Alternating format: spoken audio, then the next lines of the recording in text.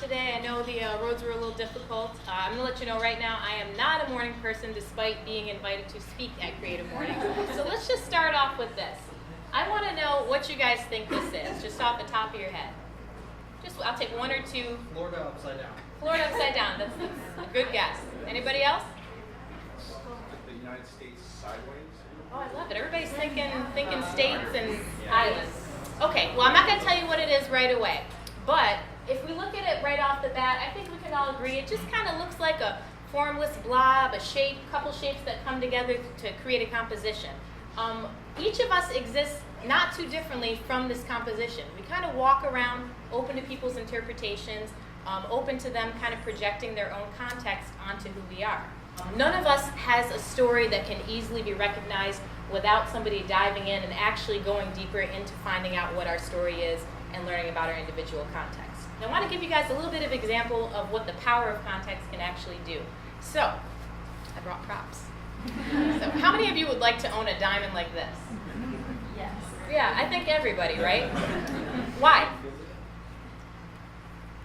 The prizable value, the value of it. Yeah, but why is a diamond so valuable?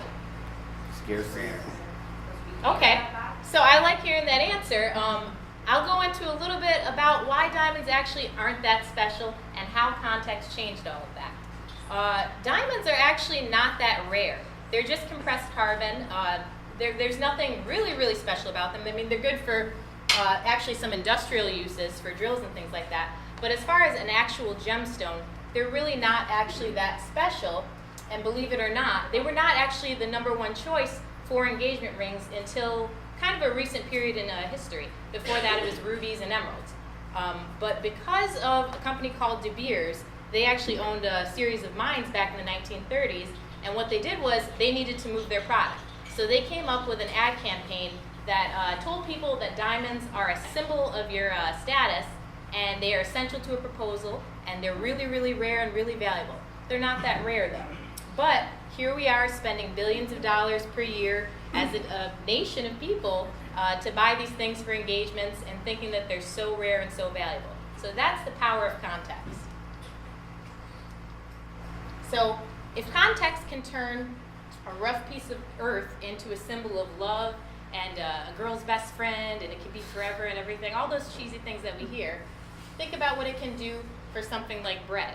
Bread becomes a symbol that's holy, it's a religious thing, we take communion with it, and it's also something we can put jelly onto. So, you don't think of it, when we think of it that way, it kind of like changes the whole meaning behind it. So it's another example of the power of it. Context can also take, in a really crazy example, bird spit nests and turn them into a delicacy that people want to pay a lot of money for to eat. So I'm going to give you a little context about me. This is me circa 1996.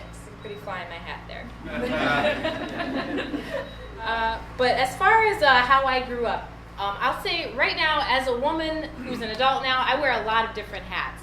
I'm a teacher, I'm an artist, I'm a sister, a daughter, a business owner, so there's a lot of different things going on about me. I even have a black belt, so, watch out.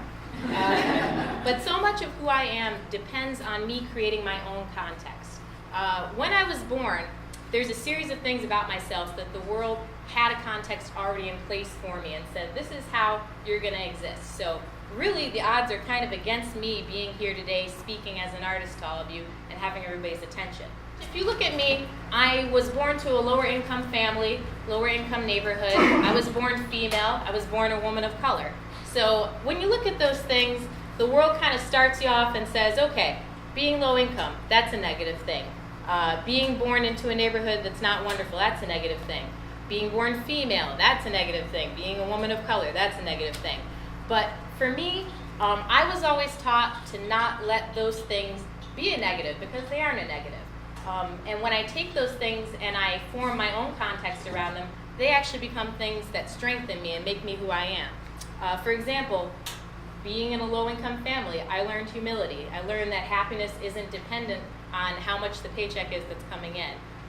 Being female, I learned that strength takes on many different forms, and it's not just always, physical. Being a woman of color, I learned perseverance in the face of opposition on a day-to-day basis. So all of those things that society would tell me out of context, are a hindrance and are a negative thing, are the very things that shape me and make me who I am, and the very things I would never want to change about myself. Looking at the history books, though, I knew from an early age that I wanted to be an artist, but looking in those books, I never really saw a place for myself.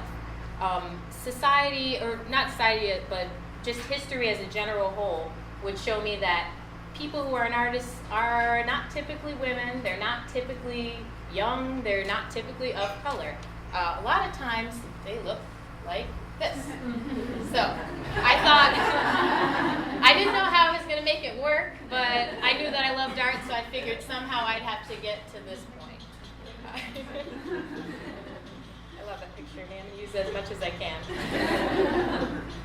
But yeah, so I remember being a little girl and going to the galleries, and it would always be really disheartening because I couldn't find a place for myself, not only as an artist when I look around, but even as a model on the walls. You know, you didn't get an opportunity to see somebody who looks like you being portrayed or having their stories told. You know, you've all walked around galleries. What do you typically see? It's slender, beautiful, European, you know, and that concept of beauty is not normally associated with blackness or otherness or just really being anybody that steps outside of that mold. Basically, as I went along and I looked at that and I decided, okay, this is something that I really, really love and I want to do, I had to go ahead and tell myself some truths about myself. I had to look and say, what does it actually mean to be an artist then? Does it mean that I have to be an old, dead European guy? Is that what it's going to take to get me there? But no, then I realized, okay, out of context, no, I can't ever be an artist. In my true context, I'm creative, I'm passionate, I have a skill for rendering things well. All of those things, in my true context, suggest that I was actually born to be an artist and that I probably can't get a job doing anything else if I'm being honest with myself. So these are some of my paintings. And this one's of a person named Fillmore, this one's of a person named Amami. So most of my artwork tends to look like this. I don't know if anybody's looked up any of my stuff ahead of time, but it tends to be pretty much always of people of color. I'm always trying to tell stories of people that look like me. 9 times out of 10, I get positive feedback on that, so I really can't complain. It's mostly people coming to me and saying, I really appreciate this is beautiful, thank you. But every now and then, I do get 1 or 2 negative comments. I find that most of the people that are coming in to see my work are approaching it thinking about the mindset that surrounds the artwork that I make. They're kind of thinking about the fact that I'm talking about certain social issues, and they're approaching it from that particular perspective when they look at it. But when I do get negative comments on it, I find that a lot of times the people that are saying those things are approaching things from a me kind of mindset, and they're just trying to find their place within the work, and the work might not necessarily have a specific message for that person. So I think when that happens, they miss out on the bigger picture of things. I'm going to tell you, that's when I start to hear kind of weird words, like I've heard exclusive, I've heard unfair, and one of the weirdest words I heard was limited. So I'm going to tell you guys a very quick story about that. Not too long ago, I was giving a talk, and I had somebody ask me why it was that I limited myself to painting people of color. And my response to that was, well, why is that a limitation? Why do you see it that way? For that person, I think when they approached my work, they didn't actually get to see the full context that surrounds it. They thought of it, they saw it as just, oh, I'm leaving out all this other group of people, and I'm only painting people of color without reason. But when I hear things like that, I have to kind of laugh to myself, because I know that in my attic there are sketchbooks and sketchbooks from kindergarten all the way to high school that are filled with pictures that I've drawn of people that don't look like me. And when I think back to how that happened, I have to go back and say, okay, I know people of color are beautiful. Why was it that for so many years I didn't choose to illustrate people that looked like me? And when I look back, I realized that there was a context that was surrounding me from as early of an age that I could actually conceptualize race. Society was trying to tell me my hair texture, my skin color, my features, those things are somehow second tier as far as beauty standards go. I'll give you a couple weird examples that I can think of back from when I was a kid. I remember at one point going to school and overhearing some girls talking, and the girls were complimenting the other girl on her skin tan. And then they said, but a little bit too much and you'll be black. And I was like, oh. So skin tan is beautiful, but not in the context of blackness. And then another example I remember was a friend of mine, actually. I had straightened my hair, and she was reacting to that. And she had told me, oh, your hair looks so beautiful like that. You could be a model if you kept it like that. So I learned, okay, my beauty is dependent on how much I can make myself look like, what's surrounding me. So looking at those things, those kind of things stick with you, especially as a kid, and they inform your concept of beauty. And then when you're an artist, you're relying on being inspired by beautiful things a lot of times in order to create the work that you make. So looking back now, I understand exactly why it is that my sketchbook is filled with people, women that are models in glamour and have very light skin and very blonde hair, blue eyes. I understand it now when I look back. But becoming an adult woman, I finally embraced the beauty of being a woman of color and understanding where my identity is rooted in that. And then I began to be able to represent that in my artwork, hoping that maybe one day when another little girl who looks like me goes into a gallery setting, she'll see a work on the gallery wall that represents who she is. And I'm hoping she won't see something that represents her as exotic. I'm hoping she won't see something that represents her as a servant. I'm hoping she won't see something where she's just a shadow in the background of a painting somewhere. Overall, I'm just hoping that she can see herself as a person. Just because there's so many examples out there for people who aren't of color where they get a chance to see themselves that way. So I'm really hoping to be somebody who leaves a legacy for other young girls of color down the road who can see themselves portrayed accurately. Now I'm going to circle back for a second and just kind of talk about intentionality in art.